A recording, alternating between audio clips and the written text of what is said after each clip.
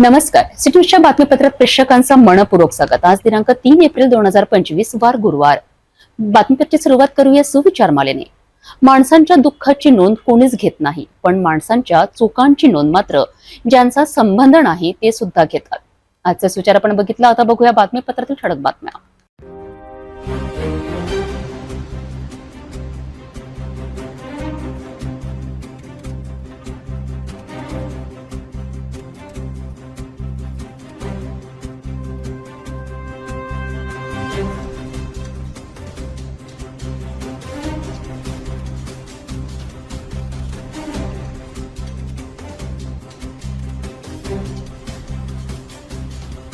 आपण ठळक बातम्या बघितल्या. आता घेऊया छोटासा ब्रेक.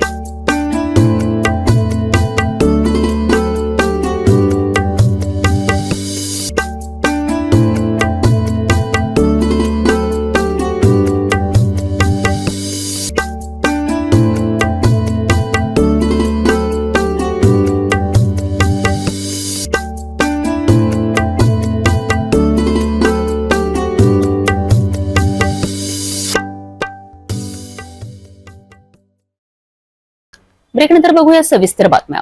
अमरावती पोलिसांच्या गुन्हे शाखेच्या पथकाने एका धक्कादायक हत्याकांडातील पसार आरोपीला अटक केली आहे. प्रभादेवी मंगल कार्यालयाजवळ चाकूने खून करून पसार झालेल्या आरोपीला तब्बल काही महिन्यानंतर पोलिसांनी मोठ्या शिताफीने ताब्यात घेतले आहे. नक्की काय आहे संपूर्ण प्रकरण, पाहूया हा विशेष रिपोर्ट.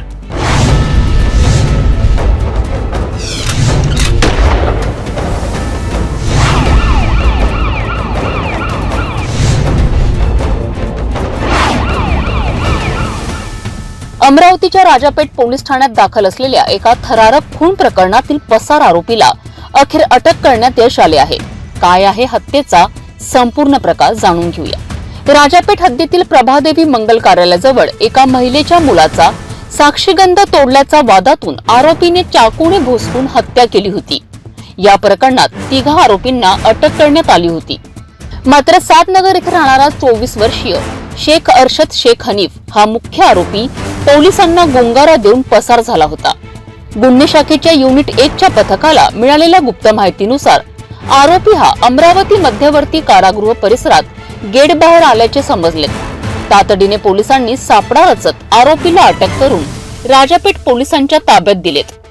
ही कारवाई पोलीस आयुक्त नवीनचंद्र रेड्डी यांच्या आदेशानुसार गुन्हे शाखा युनिट 1 चे पोलीस निरीक्षक गोरखनाथ जाधव, सहाय्यक पोलीस निरीक्षक मनीष वाकोडे, पोलीस कर्मचारी सतीश देशमुख, फिरोज खान, सचिन बहाडे, अलीमुद्दीन खदीप, नाझीमुद्दीन सय्यद, विकास गुडदे, सचिन भोयर, सूरज चव्हाण, निखिल गेडाम, अशोक खंगार, किशोर खेंगरे व सायबर पोलीस पथकाने केली आहे. खून करून फरार झालेल्या आरोपीला अखेर पोलिसांनी पकडले आहे. अमरावती पोलिसांनी दाखवलेल्या तत्परतेमुळे हा आरोपी आता कायद्याच्या ताब्यात आला आहे. आता पुढे या प्रकरणाचा न्यायालयीन निकाल काय लागतोय यावर संपूर्ण शहराचे लक्ष लागले आहे.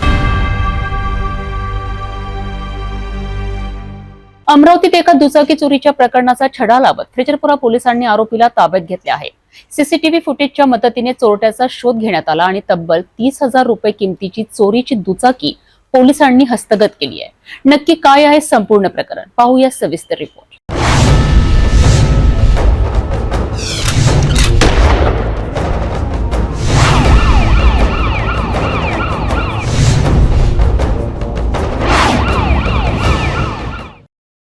अमरावतीच्या त्रिकोणी बगीचा कॅम्प परिसरात 3 फेब्रुवारी रोजी दुचाकी चोरीचा प्रकार समोर आला होता.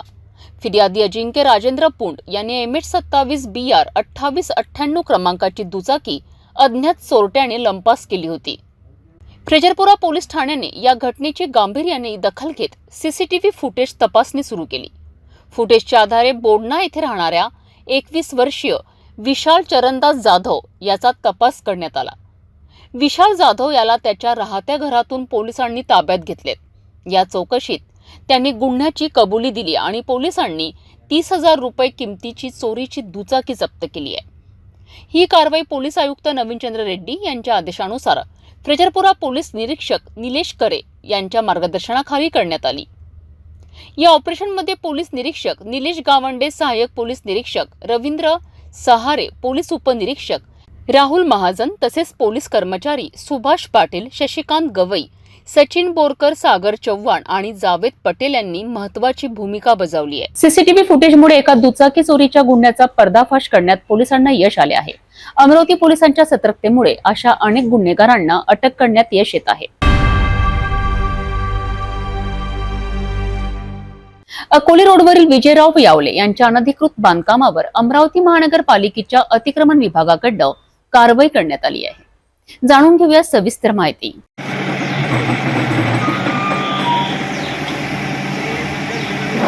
झोन क्रमांक 4 बडनेरा साईनगर अकोली रोड परिसरातील स्थित श्री विजयराव यावले यांच्या मौजा सातुर्णा प्लॉट क्रमांक 120 सर्वे नंबर 33 यावर अनधिकृतपणे बांधलेले घराचा पहिला मजला आणि खालची दुकाने अतिक्रमण विभागाकडून यावर कारवाई करण्यात आली।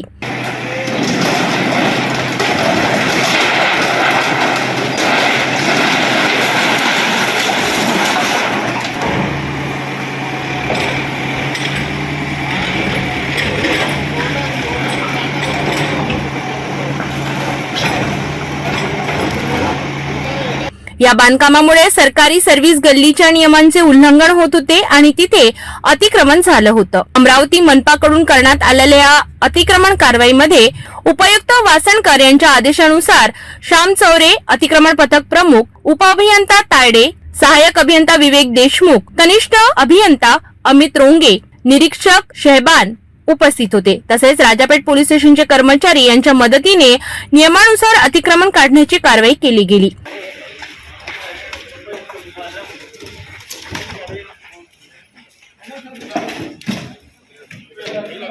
आता अतिक्रमण काढल्यानंतर त्या परिसरात चांगली साफसफाई झाली असून कायद्यानुसार कारवाई करण्यात आली आहे।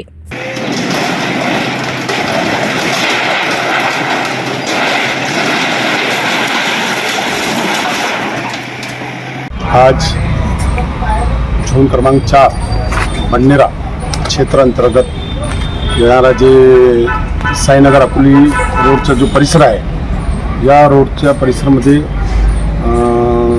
अर्जदार श्री उदासी यांची तक्रारीवर जे गॅरेजवर होते त्यांचे नाव आहे यावले, विजयराव यावले, त्यांनी आपले घराचे जे बांधकाम त्यांनी सर्व्हिस गल्लीमध्ये सरकारी जागेवर अनधिकृतपणे बेकायदेशीरपणे करण्यात आले होते। त्यांना नियमानुसार नोटीस वगैरे बजावण्यात आलेली आहे संबंधित उपअभियंता यांच्या मार्फत। अशा कार्यवाहीमुळे समाजातील व्यवस्था सुरळीत करून नागरिकांना नियमांचे उल्लंघन करण्यापासून प्रवृत्त करण्यास मदत होईल।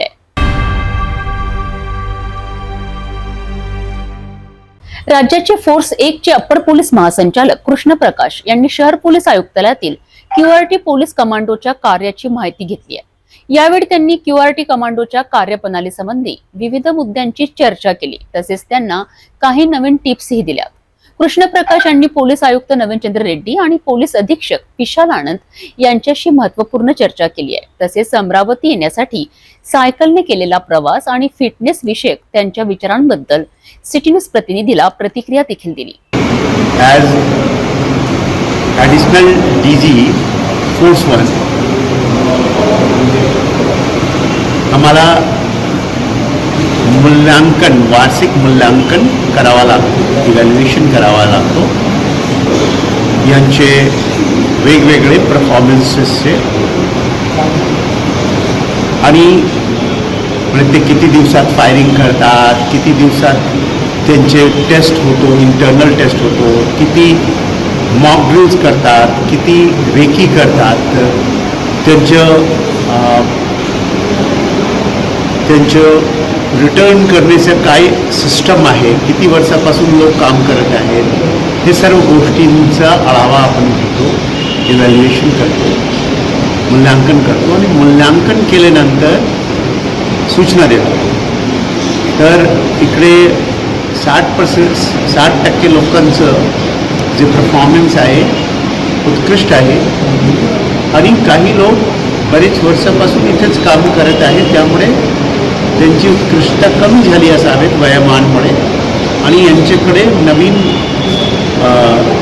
यंग रिक्रुटमेंट झाली नाही, कारण हे पाहिजे की 28 वर्षपर्यंतचा माणूस पाहिजे आणि ते 5 वर्ष त्यानंतर काम करू शकतो. पण त्याचे पुढे 28 वर्षे पुढच्या माणसाला फक्त जे 28 वर्षे आहेत त्यांनाच आपलं घेऊ शकतो. तर आम्ही त्यासाठी नवीन रिक्रूटपैकी काही लोक द्यायला सांगितले ज्यांचे परफॉर्मन्स चांगला नाही आहे त्यांना हे करून, आणि बाकी चांगलं आहे. बाकी सर्व गोष्टी रितसर ट्रेनिंग होतो आहे, शूटिंग प्रॅक्टिस होतो आहे आणि फिजिकल प्रोफिशियन्सी टेस्ट होतो आहे.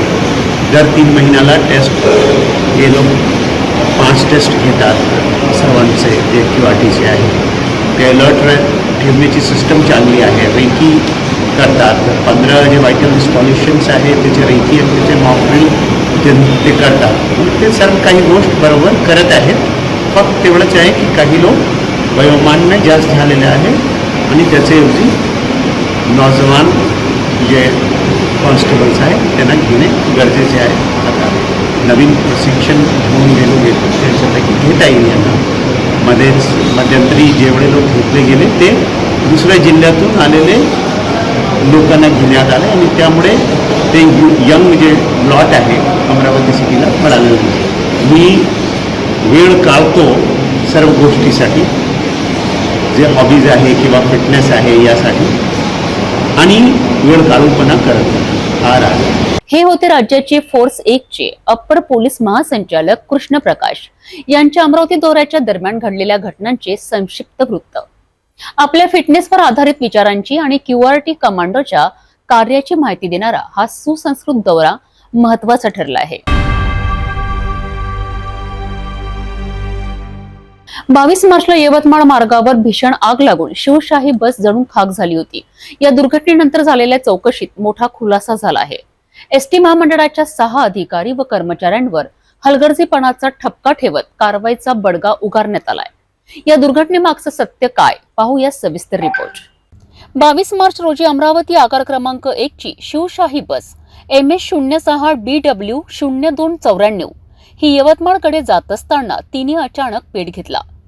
चोरमाहुली गावानजीक कोठोडा फाट्याजवळ बसच्या इंजिनमधनं धूर येऊ लागला आणि काही सेकंदातच भीषण आग भडकली.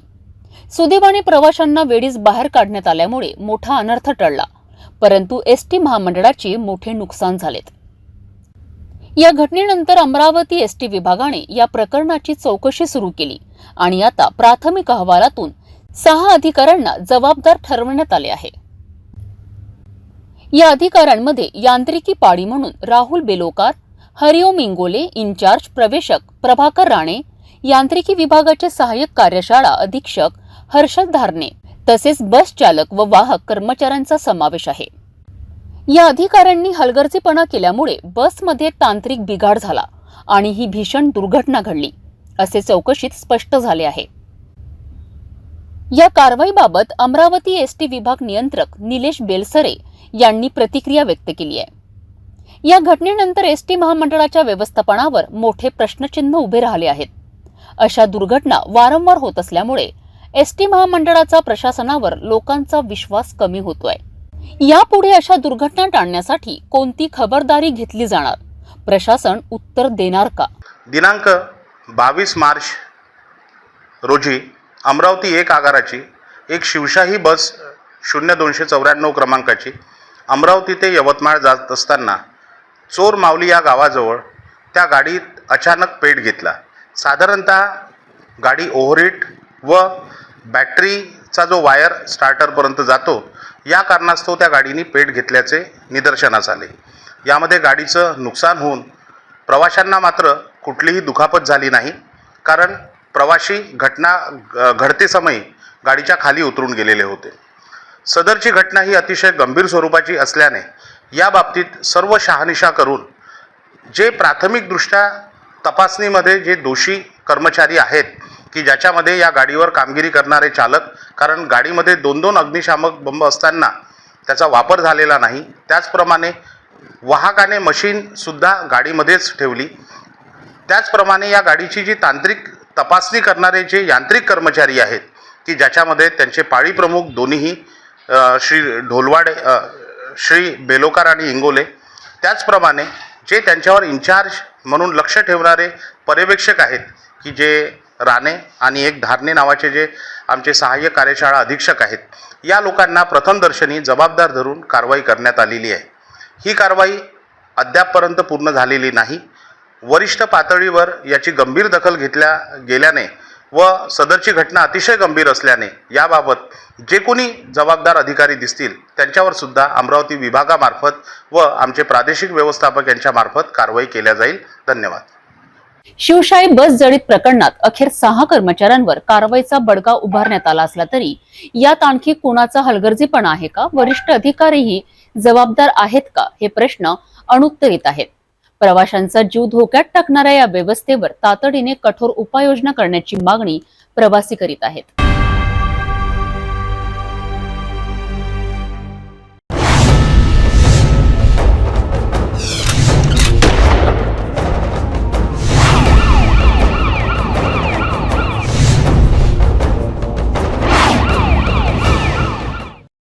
शेतीच्या वादातून एका व्यक्तीवर वेडीने सपासप वार करून त्याला गंभीर जखमी करण्यात आल्याची घटना घडली आहे.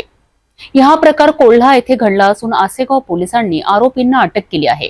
नक्की काय घडले आहे पाहूया संपूर्ण रिपोर्ट. 1 एप्रिलला दुपारी 4:30 वाजताच्या सुमारास कोल्हा येथील सावडी बुद्रुक शेत शिवारात 2 गटांमध्ये तणाव निर्माण झाला. हा वाद होता शेतीच्या धुऱ्यावरनं. वाद एवढा वाढला की अनिल शंकरराव खांडेकर आणि गणेश शंकरराव खांडेकर यांनी थेट अशोक मारोतराव धामणकर यांच्यावर वेडीने हल्ला केला. या हल्ल्यात अशोक धामणकर गंभीर जखमी झालेत. घटनेनंतर त्यांनी थेट आसेगाव पोलीस स्टेशन गाठून तक्रार दाखल केली आहे. पोलिसांनी त्वरित कारवाई करत आरोपींना अटक केली असून त्यांच्या विरुद्ध भारतीय दंड संहिता कलम 109, 118, 351, 352 BNS नुसार गुन्हा दाखल करण्यात आलाय. सध्या पोलीस उपनिरीक्षक सूरज सुसतकर या प्रकरणाचा पुढील तपास करीत आहेत. कोल्हा येथे घडलेल्या या हल्ल्याने संपूर्ण परिसर हादरून गेला आहे. शेतीच्या वादातून एवढ्या टोकाच्या हिंसेला कोण जबाबदार आणि आता या प्रकरणात पुढे काय होईल?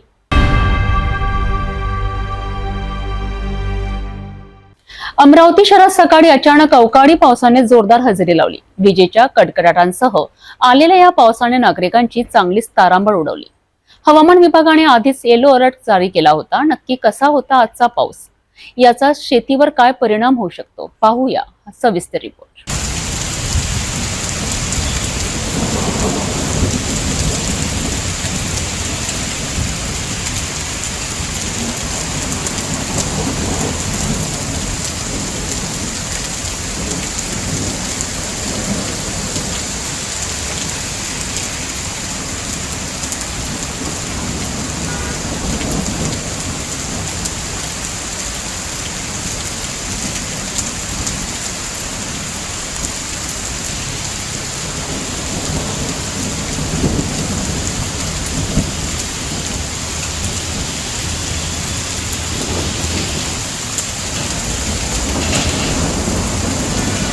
अमरावती शहर आणि परिसरात सकाळी 10 वाजताच्या सुमारास अचानक हवामानात मोठा बदल झाला.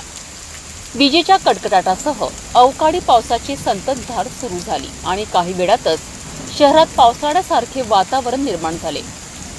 हवामान विभागाने गुरुवारी अमरावती जिल्ह्यासाठी येलो अलर्ट जारी केला होता आणि त्यानुसारच आज पावसाने हजेरी लावली.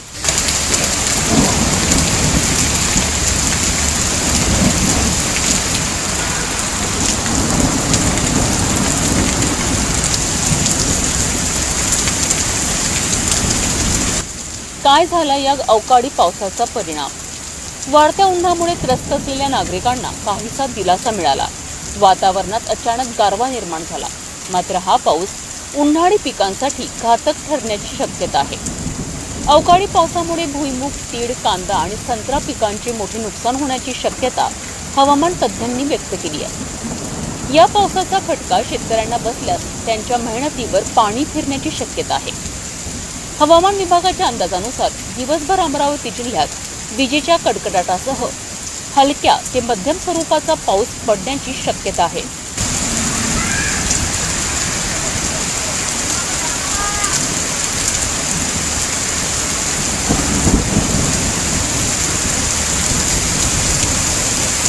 अमरावती शहर आणि परिसरात अवकाळी पावसाने हजेरी लावली आहे. नागरिकांना थोडा दिलासा मिळाला असला तरी शेतकऱ्यांसाठी हा पाऊस धोक्याचा इशारा ठरू शकतो.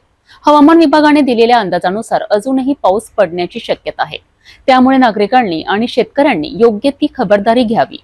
पुढील अपडेटसाठी पाहत राहा सिटी न्यूज. भेटूया एका छोट्याशा विश्रांतीनंतर. शादी और ब्याह की शुरुआत आराधना साड़ी के साथ. Aradhana wholesale shopping mall L2 Bizland complex Nandgaon Peth Amravati Jawahar road Amravati. विश्रांतीनंतर पुन्हा आपले स्वागत. शेती क्षेत्रात भरीव योगदान दिलेल्या थोर समाज सुधारक डॉक्टर पंजाबराव देशमुख यांचे नाव अमर करण्याची मागणी पुन्हा एकदा पुढे आली आहे. विदर्भाच्या मातीतील या थोर सुपुत्राने भारतीय कृषी धोरणाला दिशा दिली आहे.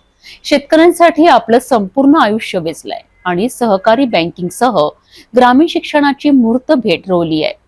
आता त्यांच्या या भव्य कार्याला सलाम करण्यासाठी अमरावतीतील बेलोरा विमानतळाला त्यांचे नाव देण्यात यावे अशी मागणी लोकसभेत खासदार बळवंत वानखडे यांनी केली आहे. त्यासोबतच मरणोत्तर भारतरत्न देण्याचीही मागणी करण्यात आली आहे. सरकार यावर काय निर्णय घेते हे पाहणं महत्त्वाचं ठरेल. अध्यक्ष महोदय, भाऊसाहेब पंजाबराव देशमुख अमरावतीचे सुपुत्र यांना भारतरत्न देण्यासाठी ची शिफारस करण्यासाठी मी आपल्या माध्यमातून सरकारला विनंती करण्यासाठी उभा आहे.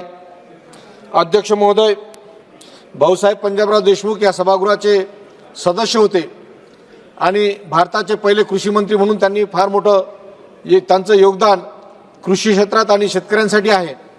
अध्यक्ष महोदय, भारतीय राज्यघटनेच्या संविधान सभेत सुद्धा ते सदस्य होते आणि त्यांनी फार मोठं काम योगदान या घटनापीठात केलेलं आहे. तसेच बाबासाहेब आंबेडकरांच्या सोबत राहून अस्पृश्यता निवारणाच्या संदर्भात त्यांचं फार मोठं योगदान आहे. तसेच शिवाजी शिक्षण संस्था स्थापन करून विदर्भातच नव्हे तर संपूर्ण महाराष्ट्रात गरीब बहुजनांना शिक्षणाचे दारं खुले करून दिले. हे फार मोठं काम त्यांनी केलं असल्यामुळे मी आपल्या माध्यमातून सरकारला विनंती करतो की महाराष्ट्र सरकारकडून भाऊसाहेब पंजाबराव देशमुख यांना भारतरत्न मरणोत्तर पुरस्कार देण्यात यावा. तसेच अमरावती विमानतळाला भाऊसाहेब पंजाबराव देशमुखांचे नाव देण्यात यावे अशी विनंती या निमित्तानं करतो आणि तसेच निर्देश सुद्धा तुम्ही द्यावेत ही सुद्धा तुम्हाला विनंती करतो. डॉक्टर पंजाबराव देशमुख यांनी शेतकऱ्यांसाठी संपूर्ण जीवन समर्पित केलंय. आज त्यांचे योगदान सन्मानित करण्याची वेळ आली आहे. बेलोरा विमानतळाचे नामकरण आणि भारतरत्न हा सन्मान त्यांच्यावरच नाही तर संपूर्ण विदर्भाच्या अस्मितेवरही शिक्कामोर्तब करणारा ठरेल. सरकारने यावर लवकरच निर्णय घ्यावा अशी जनतेची मागणी आहे.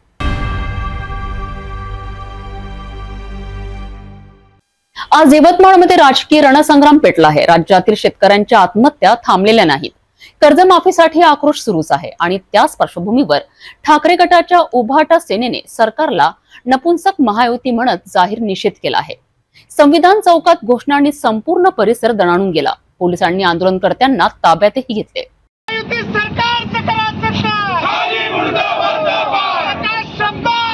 कर्जमाफी देणारे आदरणीय उद्धवजी ठाकरे साहेबांचा उद्धवजी ठाकरे साहेब तुम आगे बढ़ो. हम तुम्हारे साथ हैं. जय भवानी, जय शिवाजी, जय भवानी, जय शिवाजी. आवाज कुणाचा? शिवसेनेचा. आवाज कुणाचा? शिवसेनेचा. जय भवानी, जय शिवाजी. यवतमाळमध्ये ठाकरे सेनेचा महायुती सरकारला नपुंसक म्हणत निषेध करण्यात आला.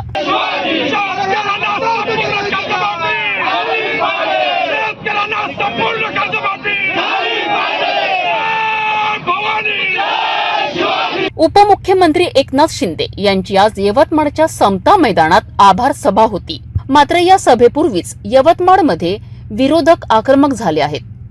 उभाटा सेनेने शेतकऱ्यांची कर्जमाफी न करणाऱ्या सरकारचा जाहीर निषेध केलाय. विधानसभेच्या निवडणुकांनंतर आमचं सरकार जर बसलं तर शेतकऱ्याची संपूर्ण कर्जमाफी देऊ असं आपल्याला सांगितलं होतं.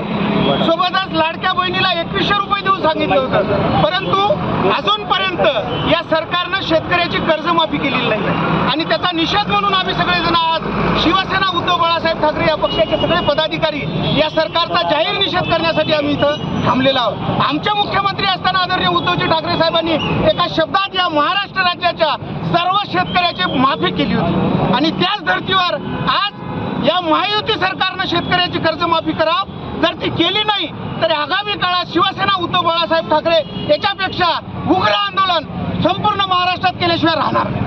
संविधान चौकात निषेध करत पदाधिकाऱ्यांनी मोठे बॅनर परिधान करून सरकार विरोधात जोरदार घोषणाबाजी केली आहे. हिंदू हृदय सम्राट शिवसेना प्रमुख बाळासाहेब ठाकरेंचा जय भवानी, जय शिवाजी. या महायुती सरकारचा या महायुती सरकारचा या गद्दार सेनेचा गद्दार सेनेचा जय भवानी, जय शिवाजी. परिसर शेतकरी आक्रोशाने दणाणून गेला आहे आणि ठाकरे सेनेच्या कार्यकर्त्यांना पोलिसांनी ताब्यात घेतले.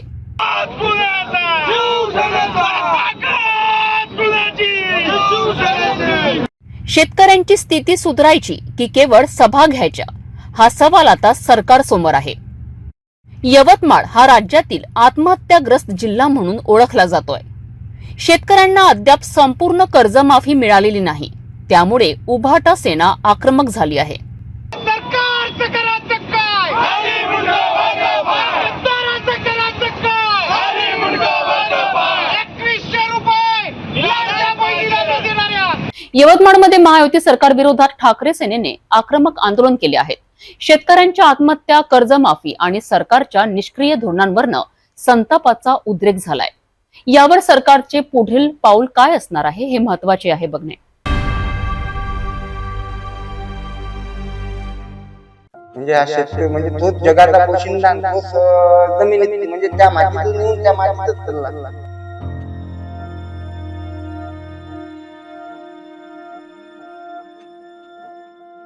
अजित पवार साहेबांनी सांगितलं कर्जमाफी होणार नाही, शेतकऱ्यांना आत्महत्या करण्यास सुरुवात केली.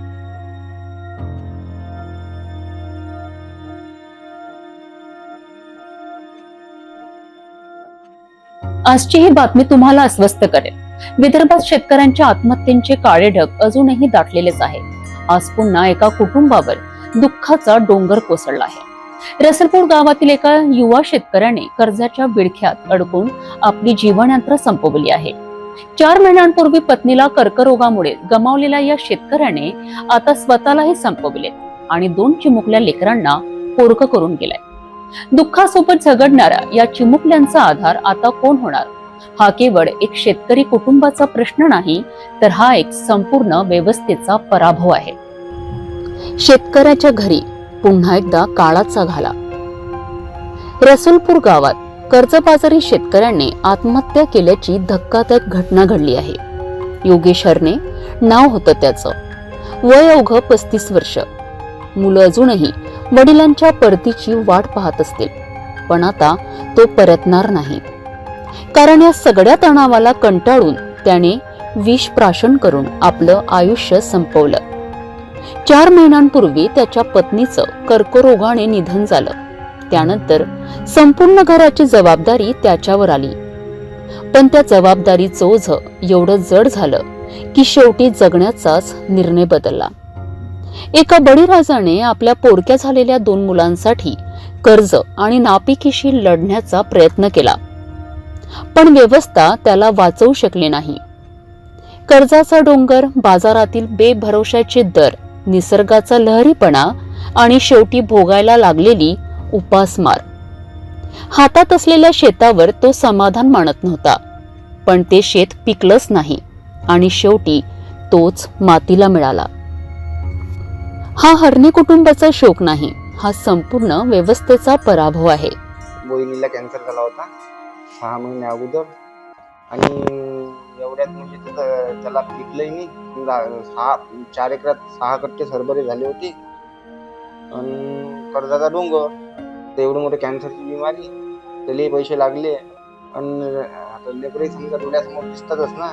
शिक्षणाचा खर्च, अजून आता बा पुढे कसं होणार, आपलं काय होईल, अजून यावर्षी तर काही आपल्याला पिकलंच नाही. आम्ही विचारले त्याला का रे बा कायचं टेन्शन घेऊन राहिला, काहून असं काही नाही म्हणे. मग आम्हाला काही सांगेच नाही. कोऑपरेटिव्ह बँकेचं करत होतो, जिल्हा मध्यवर्ती सहकारी अकोला. 90,000 रुपये सांगत मुद्दल आणि 1,80,000 रुपये व्याज सगळं, म्हणजे 90,000 रुपये अंदाजे म्हणत ते व्याज लागलं असेल त्याला. आणि पीक त्यांना 4 एकरात 6 कट्टे हरभरे झाले होते. 6 कट्टे म्हणजे 3.5 क्विंटल हरभरे, 3.5 क्विंटल हरभरे. आता हरभरेचा त्याला खर्च लागला असेल कमीत कमी 50,000च्या जवळपास. हरभरे झाले समजा 6 कट्टे एकरी 5,000 रुपयाच्या हिशोबानं 18,000चे हरभरे झाले. आता त्याला असं वाटलं की आता 18,000 आपण काय काय करू, कृषी सेवा केंद्रावाले देऊ की लेकराईचं पाहू की बाकीचं पुढचं चालू. आता एवढी मोठी बिमारी झाल्यावर कोणी बाहेरचं पैसेही देणार नव्हते. समजा पहिलेच ऑलरेडी सगळं म्हणजे हे झालेलंच होतं. आता 5-6 लाख रुपये लागले तर एकदम घरी तर नसतातच ना 4 एकर शेतीच्या मानानं. आता त्यांना 2 एक मुलगा आहे आणि एक मुलगी आहे.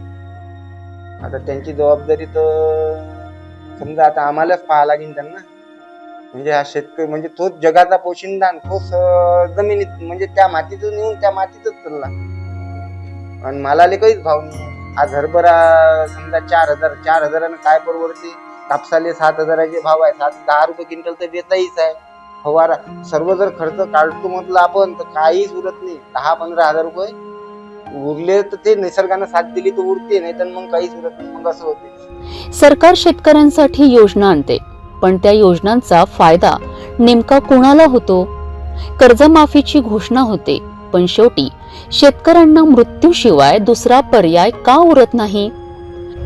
विदर्भातील शेती संकट, वाढता उत्पादन खर्च, महागडी खते आणि कीटकनाशक, मजुरांची कमतरता शेतकऱ्यांच्या जगण्याचा संघर्ष संपायचंच नाव घेत नाही. आणि आज एका घराच्या भिंतीमध्ये आक्रोश आहे, 2 लेकरांचे अश्रू आहेत आणि मागे राहिलेलं एक उद्ध्वस्त भविष्य आहे. याचं कारण शेतकऱ्याला उत्पादन खर्चापेक्षा कमी किमतीमध्ये आपला शेतीमाल विकावा लागतो. 5-6 वर्षापूर्वी शेतकऱ्यानं सोयाबीनला 9,000 रुपये क्विंटलला भाव घेतला. आज तो 3600-3700 रुपये भाव घेतो. 5-6 वर्षापूर्वी रासायनिक खताच्या किमती किती होत्या, बियाण्याची किमती किती होत्या, तणनाशकाच्या किमती किती होत्या, मजुरी किती होती. म्हणजे एका बाजूला उत्पादन खर्च प्रचंड वाढत चाललेला आहे, दुसऱ्या बाजूला बाजारामध्ये शेतीमाल विकून पैसा कमी यायला लागलेला आहे. आणि ती जी तूट होते ती तूट भरून काढता काढता शेतकऱ्याचा जीव कासावीस होतो. आणि मग आपल्या मुलाबाळांचं भवितव्य काय, आपलं भवितव्य काय या चिंतेपोटी शेतकरी आत्महत्या करतात. मोठं दररोज जवळपास 8 शेतकरी आत्महत्या करतात. सरकारला लाज वाटते. योगेश हरणे यांच्या पश्चात वृद्ध आई वडील, 2 भाऊ आणि 2 लहान मुलं आहेत. त्यांच्या लहानग्या डोळ्यांनी कधीही न भरून येणारा अंधार पाहिला आहे. शेतकऱ्यांच्या आत्महत्यांचा हा आलेख कमी होण्याऐवजी दिवसेंदिवस का वाढतोय? हेच आजचं सर्वात मोठं आणि गंभीर प्रश्नचिन्ह आहे. प्रत्येक शेतकरी आता असंच करणार आहे, कारण की आता नाईलाज आहे, कर्ज आहे, कृषी केंद्राची बिलं बाकी आहे, सावकारी थोडं कर्ज आहे, सोनं गहाण ठेवलेलं आहे, बँकेचा बोजा आहे, बँक काही सुचू देत नाही, रोज बँकेवाले चक्राखरी मारतात. प्रत्येक शेतकऱ्यानं जर असंच केलं तर ती शेतकरी धान्य पिकवणारा कोणी राहणार नाही. हेच मी तुम्हाला विनंती करतो, शासनाने यांची दखल घेण्यात यावी, लवकरात लवकर शेतकऱ्याचा कर्ज माफ करण्यात यावी. शेतकऱ्याच्या चळवळीतनी आणि कोणतेही शेतकरी नेते असो, ते बच्चीभाऊ असो, का शेट्टी साहेब असो, का तुपकर साहेब असो, पुण्या चळवळीत सहभाग घेत होता. आणि नापिकी आणि त्यांच्या पत्नीला आजार असल्यामुळे, कर्करोगाचा आजार असल्यामुळे त्यांनी त्यांचा भरपूर पैसा निघून गेला. आणि कृषी केंद्राचे बिल होते नापिकी, त्यांना हरभरानी झाला, कापूसनी झाला. आणि शेतकरी खरा यांनी आत्महत्या केली. आणि बँकेचा डोंगर त्यांच्या आवडीत होता, त्यांच्या आईच्या नावाचं कर्ज होतं, ते त्यांना आशा पाहून की बा अर्थसंकल्प अधिवेशनमध्ये आणि काही ना काही शेतकऱ्याला कर्जमाफी मिळेल या आशेवर सर्व शेतकरी बसलेले होते. आणि शेतकऱ्यांना आता जसं अजित पवार साहेबांनी सांगितलं की कर्जमाफी होणार नाही, शेतकऱ्यांना आत्महत्या करण्यास सुरुवात केली. आणि आमच्या तालुक्यामध्ये आज 1 नाही, 2 नाही, 3-3, 4-4 शेतकरी आत्महत्या 2 दिवसात केलेल्या आहेत. तरी शासनाने यांची दखल घ्यावी आणि शेतकऱ्याला खरा न्याय आणि भावाले खरं न्याय मिळून द्यावा. आमच्या या शेतकऱ्याला आणि या जाणता राजाला न्याय पाहिजे आम्हाला, आणि हेच आमच्या अपेक्षा आहे. आमच्या मालाला भाव पाहिजे. हा केवळ एक घराचा शोक नाही, ही संपूर्ण व्यवस्थेची हार आहे. हे केवळ 2 मुलांचं उद्ध्वस्त भविष्य नाही, ही आपल्या देशाच्या कृषी व्यवस्थेची शोकांतिका आहे. शेतकऱ्यांच्या कर्जमाफीच्या घोषणा हवेत विरत असताना शेतकरी कुटुंबातील आणखी किती मुलं जीवाला मुकणार, आणखी किती बायकांचे कुंकू पुसले जाणार, आणखी किती चिमुकल्यांना आपल्या वडिलांच्या तिरड्या उचलताना पाहावं लागणार. पीडित शेतकऱ्यांच्या घरी जाऊन फोटो सेशन न करता सरकारने आता कृती करण्याची गरज आहे. विदर्भातील यवतमाळ मधील हे शेतकरी आत्महत्यांचे सत्र कधी थांबणार? शासन आता तरी शेतकऱ्यांबद्दल संवेदनशील होणार का, हे बघणे आवश्यक आहे. आम्ही या प्रकरणावर लक्ष ठेवून राहू. पुढील अपडेटसाठी पाहत रहा सिटी न्यूज. अकोला शहर हादरला आहे. कॉलखेड भागातील एका नामांकित शाळेत काम करणाऱ्या कर्मचाऱ्याने चिमुकल्या विद्यार्थिनीवर अत्याचार केल्याची धक्कादायक घटना समोर आली आहे. मुलींच्या सुरक्षिततेवर पुन्हा प्रश्नचिन्ह उभं राहत असताना या प्रकरणात आरोपीला अखेर अटक करण्यात आली आहे. यामागे नेमकं काय घडलंय पाहूया सविस्तर रिपोर्ट.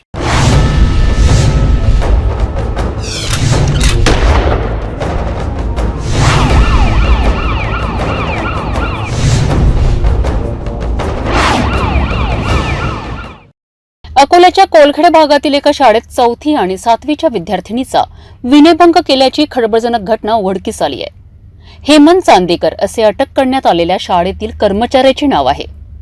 5 मार्चपासून महिला शिक्षिका प्रशिक्षणासाठी बाहेरगावी गेल्या होत्या आणि त्याचा गैरफायदा घेत या विकृत कर्मचाऱ्याने विद्यार्थिनीवर अत्याचार केलेत. शिक्षिका परत आल्यानंतर पीडित मुलींनी आपल्यासोबत घडलेली धक्कादायक कहाणी सांगितली. शाळा प्रशासनाने तातडीने आरोपीला 8 मार्चपासून कामावर न येण्याचे आदेश दिलेत. यानंतर चाइल्ड हेल्पलाईनच्या महिला समन्वयकाने खदान पोलीस ठाण्यात तक्रार दाखल केली आहे. पोलिसांनी आरोपींविरुद्ध विविध कलमान्वये गुन्हे दाखल करून त्याला अटक केली आहे.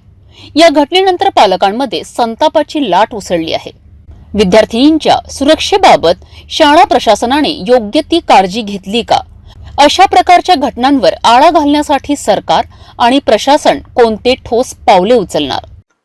खदान पोलीस स्टेशन अंतर्गत दिनांक 30 मार्च 2025 रोजी चाइल्ड हेल्पलाईन कडून दाखल करण्यात आलेल्या फिर्यादीवरून आपण खदान पोलीस स्टेशनमध्ये BNS सेक्शन 74-75 पोक्सोचे कलम 8-12 आणि ज्युव्हेनाइल जस्टिस ऍक्टचे कलम 75 प्रमाणे फिर्यादीमध्ये दिलेल्या आरोपीविरुद्ध आपण गुन्हा दाखल केलेला आहे.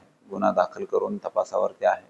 सदर आरोपीला आपण अटक करण्यात आली होती. अटकेनंतर मान्य न्यायालयाच्या आदेशानंतर ते MCR मध्ये आहेत आणि सध्या तपास सुरू आहे. तपास खदान पोलीस स्टेशनचे पोलीस उपनिरीक्षक बुंदेले करत आहेत. शाळा म्हणजे विद्यार्थ्यांसाठी दुसरं घर असतं, परंतु तिथीलच कर्मचारी अशा घृणास्पद कृत्यात सामील असल्याचे समोर आल्याने पालकांमध्ये भीतीचं वातावरण पसरलं आहे. आता या घटनेनंतर शाळांमध्ये विद्यार्थिनीच्या सुरक्षेसाठी अधिक कडक नियम लागू केले जाणार का? या विकृत प्रवृत्तीवर तातडीने कठोर कारवाई करण्याची गरज आहे. अकोला शहराला काटेपूर्ण प्रकल्पातून पाणी पुरवठा केला जातोय, मात्र आता हेच पाणी नागरिकांसाठी धोकादायक ठरत आहे. पिण्याच्या पाण्यात जिवंत अळ्या आढळून आल्याने शहरात मोठी खळबळ उडाली आहे. नागरिकांच्या आरोग्याला धोका निर्माण झाला असतानाही प्रशासन डोळे झाकून आहे का? याचा सविस्तर आढावा घेऊया या विशेष रिपोर्टमध्ये.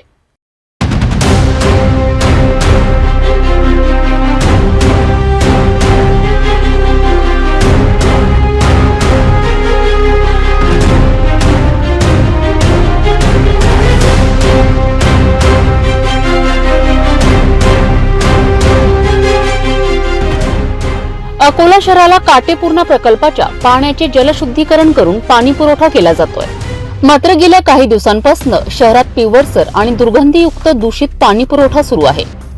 शहरातील जुन्या भागातील अनेक घरांमध्ये पाण्यात जिवंत अळ्या आढळून आल्या आहेत. यामुळे नागरिकांमध्ये भीतीचे वातावरण निर्माण झाले. या दूषित पाण्यामुळे आरोग्यावर गंभीर परिणाम होतो आहे.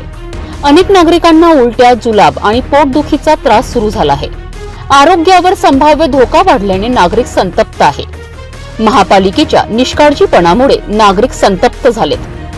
महापालिकेच्या जलप्रदाय विभागाने आधीच आश्वासन दिले होते की काही दिवसात पाणी शुद्ध केले जाईल, मात्र परिस्थिती सुधारण्याऐवजी आणखीच बिघडली आहे. पाणी जे आहे ते पाणी पिंगट आलं आणि त्यामध्ये बारीक बारीक किडे आढळून आलेले आहेत. निश्चितच पाणी म्हणजे जीवन आहे आणि पाणीच जर हे आमच्या आरोग्यास धोकादायक झालेलं आहे, आम्ही हे जर पाणी पिलं तर आमचं आरोग्य पूर्णपणे पाण्यावरच जीवन आहे, पण आमचं आरोग्य मला तरी असं वाटतं की धोक्यात आहे आणि याची प्रशासनाने दखल घ्यावी, जेणेकरून आमचं आरोग्य जे आहे ते सुरळीत राहायला पाहिजे. आणि आज तर खूपच एकदमच हे होऊन गेलं की पाण्यावरच जीवन आहे आणि पाणी जर असं गढूळ आणि ते डोकडेवाले आलं तर आम्ही काय प्यायचं. हा नागरिकांचा इथे प्रश्न आहे उपस्थित झालेला की असं गढूळ आणि दूषित पाणी आम्ही प्यायचं का, त्याच्यामध्ये किडे असलेले. आम्हाला कोणतेही शुद्ध पाणी मिळत नाही. प्रशासन झोपले आहे. ही समस्या लवकर सोडविली नाही तर आम्ही मोठे आंदोलन करू. एवढं घाणेरडं पाणी आणि त्याच्यामध्ये किडोक्या, जंतुका, डोकडेका अशा प्रकारचं घाण पाणी येते आणि त्याच्यातून एवढंच नाही की याच्यापासून पोटाच्या बिमाऱ्या लागलेल्या आहेत. कोणाला संडास लागतात, कोणाला उलटे होतात. अशा प्रकारचं वातावरण जे आहे या पाण्यामध्ये जर दूषित होत असेल तर आपले महानगरपालिकेचे आयुक्त या ठिकाणी काय करतात, त्यांच्याकडे या लोकांच्याकडे का त्यांचं लक्ष नाही यायचं. आमच्या तक्रारी आहेत भरपूर, आम्ही वेळा तक्रारी करतो, पण तक्रारीवर त्यांच्यावर काहीच असर जर होत नसेल तर काय फायदा अशा आयुक्ताचा अशा या महानगरपालिकेचा. लोक टॅक्स भरतात, लोक पाण्याचा टॅक्स भरतात, नळाचा टॅक्स भरतात, तरी असं जर पाणी जर वापरत असतील, भेटत असतील यांना लोकांना कशी परिस्थिती निर्माण होईल. याच्यापासून दुष्परिणाम परिणाम होईल आणि दुष्परिणाम परिणाम झाला तर कोणी ज्या वार्डामध्ये अशा प्रकारच्या तक्रारी जर वाढल्या आणि पाणी जर दूषित जर मिळालं आम्हाला तर आम्ही मोर्चे घेऊन आम्ही तुमच्या छाताळावर नाचू. आम्ही देतो स्पष्ट सांगून आलो मी. प्रशासनाने तात्काळ कारवाई न केल्यास ही समस्या अधिक भयावह होण्याची शक्यता आहे. आता नागरिकांनी एकत्रित येऊन महापालिकेच्या निष्क्रियते विरोधात लढा उभारण्याचा निर्धार केला आहे. नागरिकांना शुद्ध पाणी मिळणे हा त्यांचा मूलभूत अधिकार आहे, मात्र प्रशासनाच्या निष्काळजीपणामुळे नागरिकांना जिवंत अळ्या असलेले पाणी प्यावे लागत आहे. ही परिस्थिती अधिक बिघडण्याआधी महापालिकेने तातडीने उपाययोजना करावी. निवडणुका जवळ आल्या की डांबराचा वास यायला लागतो असं म्हटलं जातं आणि हे आता सत्य ठरताना दिसत आहे. वाशिम जिल्ह्यातील कारंजा लाड तालुक्यातील बेंबळा ते शिवण रस्त्याचे काम निकृष्ट दर्जाचे करण्यात आले असून अवघ्या 4 महिन्यातच रस्त्यावर खड्ड्यांचा सुळसुळाट झाला आहे. मुख्यमंत्री सडक योजना भ्रष्टाचाराच्या गर्तेत. पाहूया हा विशेष अहवाल. वाशिम जिल्ह्यातील कारंजा लाड तालुक्यात बेंबळा ते शिवण हा ग्रामीण रस्ता मुख्यमंत्री सडक योजनेअंतर्गत मंजूर झालाय. मात्र केवळ 4 महिन्यातच या रस्त्याची चाळण झाली असून खड्डे, उखडलेले डांबरीकरण आणि ढिसाळ कामाची उदाहरणे समोर आली आहेत. गिट्टीवर नावासाठी डांबर टाकून काम उरकलंय असा आरोप स्थानिक नागरिकांकडून केला जात आहे. ठेकेदाराने संपूर्ण रस्त्याचे काम पूर्णही केले नाही आणि केलेल्या भागावरही 4 महिन्यातच खड्डे पडलेत. शिवण येथील स्थानिकांनी या संदर्भात कंत्राटदाराला अनेकदा फोन लावलेत, मात्र यांच्याशी उद्धट भाषा वापरण्यात आली. शासनाचा निधी आणि जनतेचा कर, मात्र रस्ते बांधणीतील हा भ्रष्टाचार कोण थांबविणार. विकासाच्या नावाखाली लाखो रुपये खर्च, पण प्रत्यक्षात ढिसाळ काम आणि ठेकेदारांची बेफिक्री. मुख्यमंत्री सडक योजना भ्रष्टाचारांसाठी सोन्याचं अंड तर नाही ना. याबाबत प्रशासन गप्प का? संबंधित अधिकाऱ्यांवर कारवाई होणार का? सरकार आणि प्रशासनाने लक्ष द्यावे, अन्यथा आम्ही मोठे आंदोलन करू असा इशारा संतप्त नागरिकांनी दिला आहे. बघता हा बेंबळा शिवण रस्ता आहे. हा मुख्यमंत्री ग्रामसडक योजनेतून झालेला रस्ता आहे. हा या कामाला सुरुवातीला जवळपास 3-4 महिने झालेले आहे. मागच्या वर्षी म्हणजे पावसाळ्यात सुरू झालेला आहे. तेव्हापासून याच्यात G2ची लेअर पडलेली आहे. अतिशय निकृष्ट दर्जाचं काम झालेलं आहे. याच्या खाली बसायचा एकदम मातीच आहे, काहीच नाही जात. मोठा उखडलेला सर्व आणि बरेच लोक रस्त्यानं पडलेले आहे. एक परत दिवशीच आमच्या लाडेगावचा एक माणूस होता, तो पडला. तो बराचसा म्हणजे फ्रॅक्चर आहे, ॲडमिट आहे दवाखान्यात. आणि आम्ही ठेकेदाराला वारंवार फोन लावून सुद्धा तो म्हणता आमच्याकडे सध्या पैसे नाही. त्याने भरपूर काम घेतलेलं असल्यामुळं त्या कामाच्याकडे त्याचे दुर्लक्ष होत आहे. हो, निकृष्ट काम दर्जाचं काम केलेलं आहे. या रोडवर एवढी काही वाहतूक नाही आहे. शेवटी या खेड्यातून जाणारा रस्ता आहे. तेच बघताना मागं एक डांबरीकरण झालेलं आहे, समजा 1 किलोमीटरचं डांबरीकरण. त्यामध्ये बी तोच रस्त्याचं निकृष्ट दर्जा म्हणजे डायरेक्ट डांबरीकरण केलं आहे. त्याचं काही G2 केलं नाही आहे, त्याची काही खोदून एकदम दबाई केली नाही आहे, काहीच नाही केलेलं आहे. मुख्यमंत्री सडक योजनेत इतक्या ढिसाळ पद्धतीने रस्त्यांची कामं होत असतील तर ही योजना खरंच शेतकऱ्यांसाठी आणि ग्रामीण भागातील जनतेसाठी आहे का, की काही मोजक्याच ठेकेदारांची तुबंडी भरण्यासाठी? शासन आणि प्रशासनाने त्वरित कारवाई करावी अशी स्थानिक नागरिकांची मागणी आहे.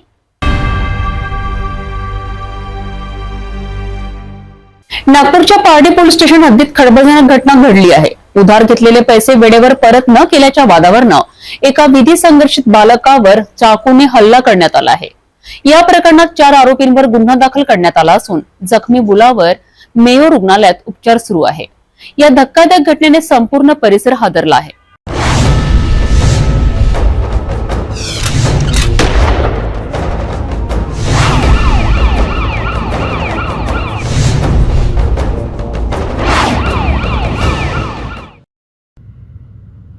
नागपूरच्या भंडारा रोडवर एका क्षुल्लक वादातून विधी संघर्षग्रस्त बालकावर चाकूने प्राणघातक हल्ला करण्यात आला. पारडी पोलीस स्टेशन हद्दीत 2 विधी संघर्षग्रस्त बालकांमध्ये पैशांच्या देवाणघेवाणीवरून वाद सुरू होता. एका बालकाने दुसऱ्यावर उधार घेतलेले पैसे वेळेवर परत करू शकला नाही. त्यामुळे त्याची समाजात बदनामी होत असल्याची भीती त्याला वाटू लागली. वाद मिटवण्यासाठी भंडारा रोड येथे 4 जण भेटले. 3 विधी संघर्षग्रस्त आणि 1 सज्ञात व्यक्ती. बोलणी सुरू असतानाच वाद पेटला आणि बाचाबाचीचे रूपांतर हल्ल्यात झाले. 4घांनी मिळून पैसे उसने घेतलेल्या मुलावर चाकूने सप्पासप वार केलेत. जखमी बालकाला तातडीने मेयो रुग्णालयात दाखल करण्यात आले आहेत. पोलिसांनी 4घांवर गुन्हा दाखल केला असून पुढील तपास सुरू आहे. हा प्रकार शहरातील गुन्हेगारी प्रवृत्ती वाढल्याचे स्पष्ट संकेत देतो. लहानशा वादातून थेट चाकू हल्ला हा नागपूरकरांसाठी धोक्याचा इशारा आहे. पारडी पोलीस स्टेशन हद्द नागपूर शहर येथे भंडारा जो रोड आहे शहरातून जाणारा नागपूर भंडारा हायवे, त्या हायवेवरती एक अल्पवयीन मुलगा जो जखमी आहे आणि इतर अल्पवयीन 3 मुलं आणि एक सज्ञान मुलगा, अशा 4घांनी त्या अल्पवयीन लहान मुलाला त्यांनी काही 500 रुपयाचा त्यांच्यापूर्वी यापूर्वी व्यवहार झाला होता. जखमी जो आहे त्यांनी 500 रुपये घेतले होते विधी संघर्ष बालकाकडून आणि त्यांच्याकडून ते 500 रुपयामध्ये घेण्या देण्यावरनं वाद सुरू झाला आणि जखमीला असा समज झाला की आपली 500 रुपये आपण घेतल्यामुळं विरोधक जे आहेत ते आपली बदनामी करत आहेत आणि याला ने त्याला सांगून आपल्याकडनं पैसे मागण्याचा त्यांचा जो प्रयत्न चालू होता, त्याच्यावरनं त्याला ती बदनामी वाटत होती. त्या अनुषंगाने त्यांनी 1 तारखेला ते भेटले. आपसातले परिचित आहेत, मित्र आहेत आणि ते भेटले आणि त्याच्यावर त्यांच्यात वाद झाला आणि त्या वादातून त्यांनी जे विधी संघर्ष 3 बालक आणि 1 आरोपी यांनी 4घांनी त्याला चाकूनं मारहाण केली. त्या चाकूनं मारहाण केली, त्याच्या डोक्यावरती आणि पाठीवरती जखमा होत्या. त्यामुळे त्याला मेयो हॉस्पिटलला ॲडमिट केलं आणि त्याची हॉस्पिटलमध्ये ॲडमिट असताना त्याची फिर्याद घेऊन गुन्हा दाखल केलेला आहे. खुनाचा प्रयत्न या सदराखाली गुन्हा दाखल करून विधी संघर्ष बालकांविरुद्ध बाल न्यायालय मंडळ यांच्याकडे प्रस्ताव पाठवण्यात येत असून त्याच्यानंतर एक जो आरोपी आहे त्याची पोलीस कस्टडी घेण्यात आलेली आहे. नागपूरमध्ये लहानशा वादातून गुन्हेगारी वाढत असल्याचे चित्र स्पष्ट होत आहे. पैशांच्या वादातून थेट चाकू हल्ला म्हणजेच कायदा सुव्यवस्थेच्या स्थितीबाबत प्रश्नचिन्ह निर्माण झाले आहे. आता पोलिसांची पुढील कारवाई काय राहील? आरोपींवर कडक शिक्षेची मागणी होईल का, याकडे लक्ष लागले आहे. सण उत्सवाच्या पार्श्वभूमीवर कायदा सुव्यवस्थेच्या दृष्टीने नांदेड पोलिसांनी मोठी धडक कारवाई केली आहे. रात्रभर राबवलेल्या कोम्बिंग ऑपरेशन दरम्यान तब्बल 200 जणांची झाडाझडती घेण्यात आली असून 39 ठिकाणी छापे टाकून 65 धारदार शस्त्रे, तलवारी, खंजीर जप्त करण्यात आले आहेत. इतकंच नाही तर बेकायदेशीर शस्त्र निर्मिती करणारा कारखाना उद्ध्वस्त करण्यात आला आहे. पोलीस अधीक्षक अभिनाश कुमार यांनी याबाबत माहिती दिली आहे. या मोठ्या कारवाईने संपूर्ण नांदेड जिल्ह्यात खळबळ उडाली आहे. ग्रामीण आणि सर्व सिटीचे जे 6 पोलीस स्टेशन आहेत, हा 6 पोलीस स्टेशनमध्ये आम्ही आज रात्री कॉम्बिंग आणि सर्च ऑपरेशन ठेवला होता.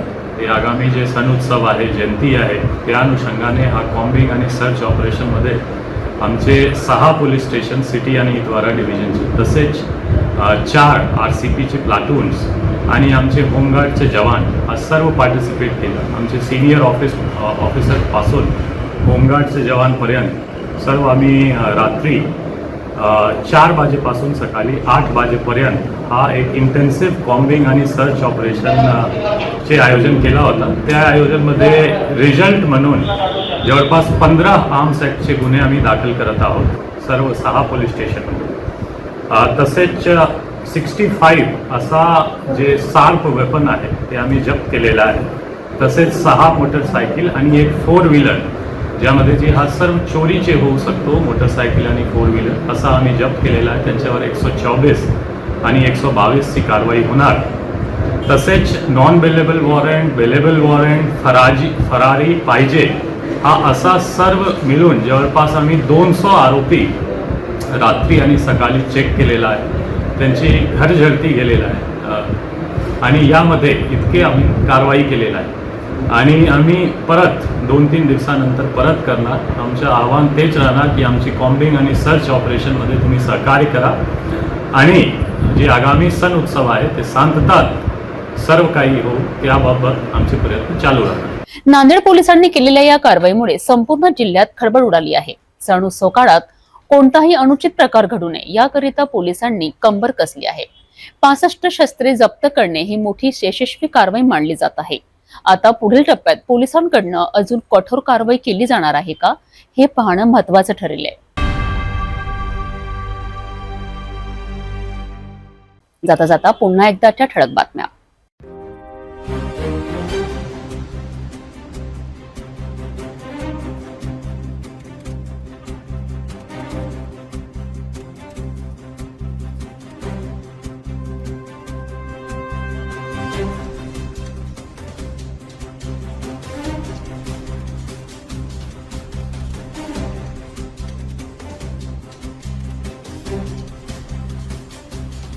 आपण आता सिटी न्यूज चॅनल आपल्या टीव्हीवर बघू शकता. यामध्ये next channel 117, Jio channel 872, GTPL channel 73, RRC 899, Fastway channel 256 तर सिटी केबल चॅनल 92 वर.